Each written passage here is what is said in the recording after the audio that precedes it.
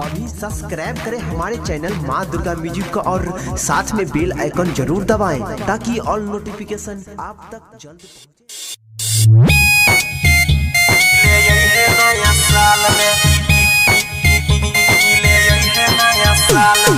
कंचन इब्राहिमपुर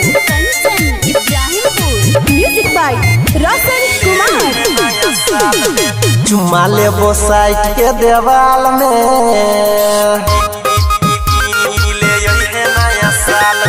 चुमा लेबो साइड के देवाल में गे जान मिले यही नया साल में।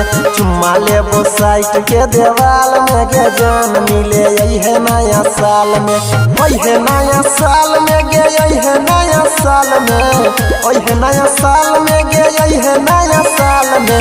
देबो गिफ्ट बन के रोमाल में गे जान मिले यही नया साल में। चुमा लेबो साइड के देवाल में गे जान मिले यही नया साल में, नया साल में। कंचन इब्राहिमपुर नया साल में म्यूजिक बाय रोशन कुमार। नया साल में अभी हम तू पहन के फराक बड़ी पियर, सबका से पहले विश करी है न्यू ईयर। अभी है तू पहन के फराक बड़ी पियर, लाके जेबो जादव जी के टाल में गे छौरी मिले यही नया साल में। चुमा लेबो साइड के देवाल में गे जान मिले यही नया साल में। कंचन इब्राहिमपुर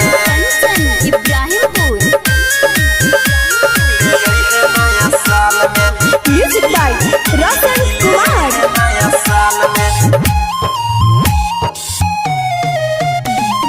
कहियो नहीं हमारा तो दिल से निकाली है,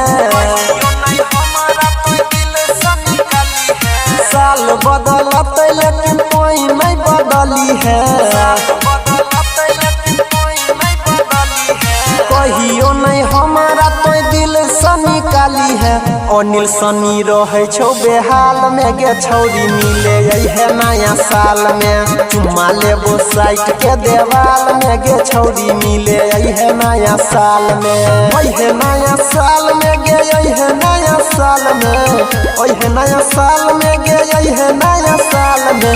देबो गिफ्ट बन के रोमाल में गे जान मिले यही नया साल में। चुमा लेबो साइड के देवाल में गे जान मिले यही नया साल में।